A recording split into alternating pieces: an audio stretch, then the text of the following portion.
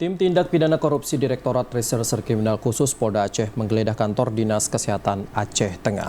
Ya, penggeledahan itu dilakukan untuk mencari dokumen terkait pekerjaan pembangunan Rumah Sakit Umum Regional Wilayah Tengah tahun anggaran 2011.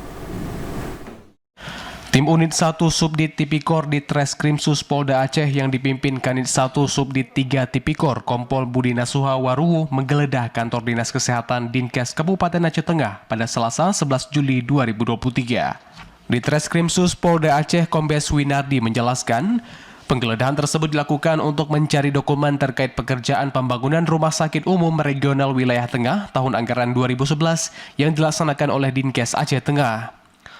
Penggeledahan tersebut dilakukan selama 2 jam serta didampingi dan disaksikan oleh Sekretaris Dinas Kesehatan Kabupaten Aceh Tengah, Winarno bersama staf.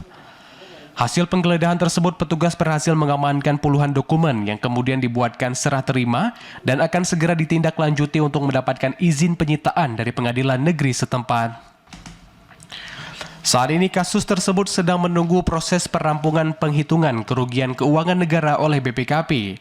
Setelah hasil penghitungan kerugian selesai, pihak di Treskrimsus Polda Aceh akan segera menetapkan tersangka. Untuk diketahui nilai pekerjaan lanjutan pembangunan Rumah Sakit Regional Wilayah Tengah tahun anggaran 2011 sebesar 7,9 miliar rupiah yang dikelola Dinkes Aceh Tengah.